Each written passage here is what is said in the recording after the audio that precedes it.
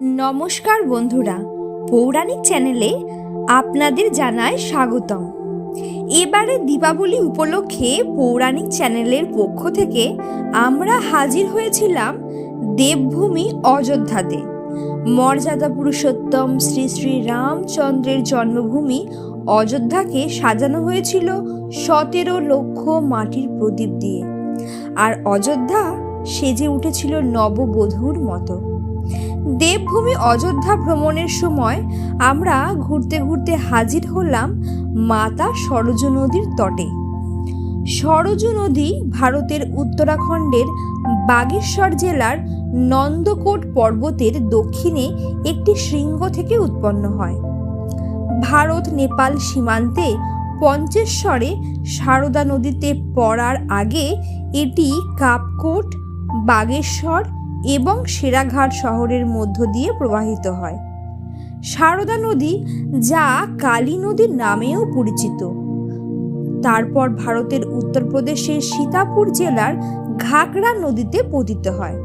নিম্ন ঘাগড়া নদী ভারতের সরযূ নামে পরিচিত যখন এটি মর্যাদা পুরুষোত্তম শ্রীরামের জন্মস্থান অযোধ্যা শহরের মধ্য দিয়ে প্রবাহিত হয়। রামায়ণে বিভিন্ন সময়ে এই পুণ্যবতী সরযূ নদীর উল্লেখ পাওয়া যায়।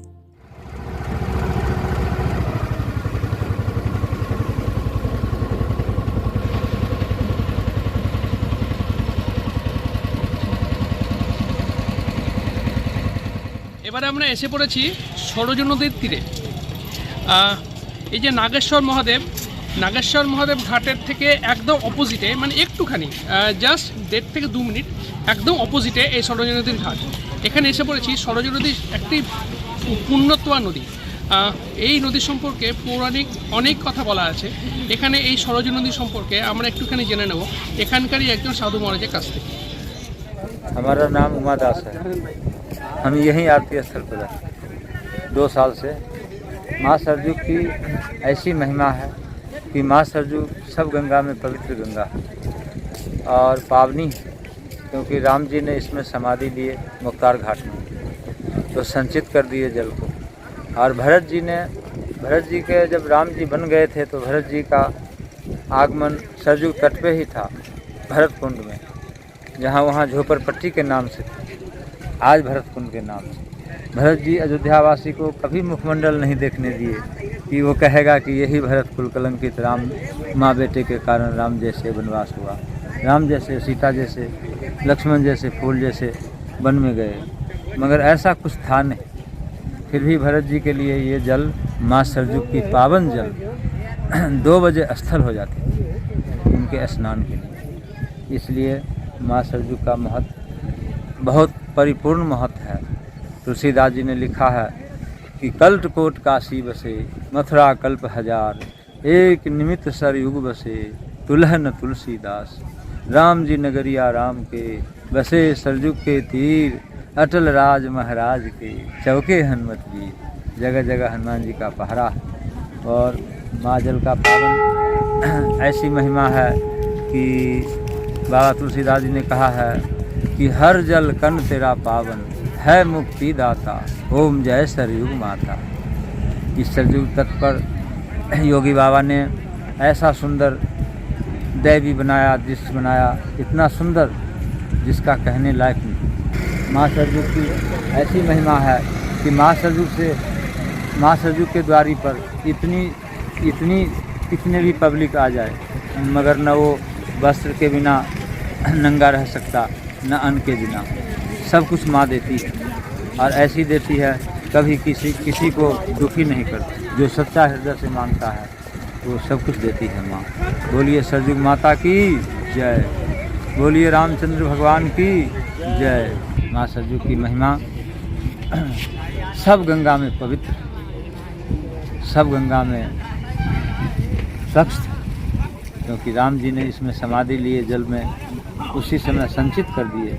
और दशरथ जी, राम जी वन से जब आए तो दशरथ जी देहांत हो गए, तो राम सीता ने ही 2 संकल्प किए थे माँ सरजू के पावन तट पर।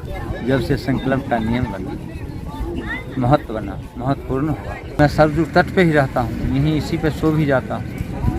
और तो और मगर इतना मैं देखा हूँ कि ये वैकुंठ नगरी में जो भी कुछ है धर्म है, असुर भी है यहाँ छुपे हुए, उसी साधु में भी, पुलिस अधिकारी में भी, चंडाल भी उसी असुर में, लेकिन जो देव हैं वो देव ही है। जो सरजू माँ का मानता दे रही है वो दे ही रही है, जो असुर है वो क्या देगा।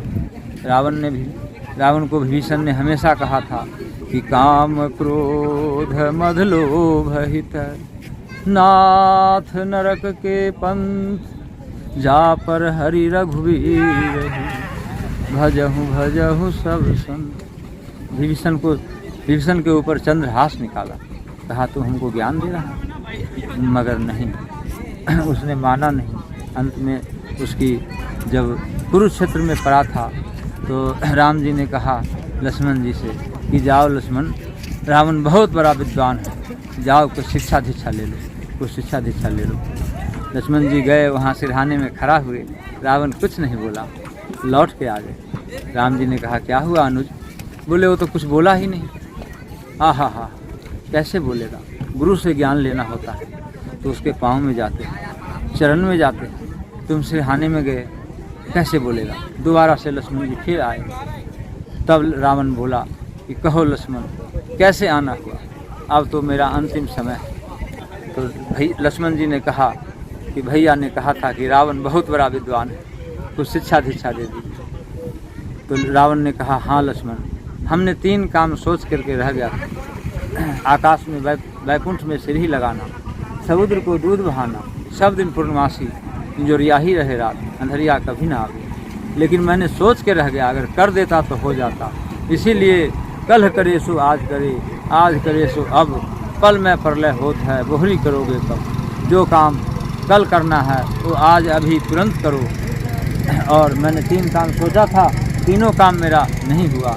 लेकिन इतना हाँ माँ सरजू के बारे में कि माँ सरजू ऐसी माँ है जो मैंने देखा हूँ कि जिस समय मुझे खाने का भी कोई उपाय नहीं, माँ आज क्या खाऊंगा, थोड़ा दूर 5 कदम चलने के बाद माँ का कोई ऐसा भक्त आ जाता है कि खाना क्या, मेवा मलाई 56 व्यंजन दे देते। और उसी समय में माँ की महिमा समझता हूँ कि माँ तो माँ सब गंगा में पवित्र, ऐसा माँ तो कहीं न मिलेगा।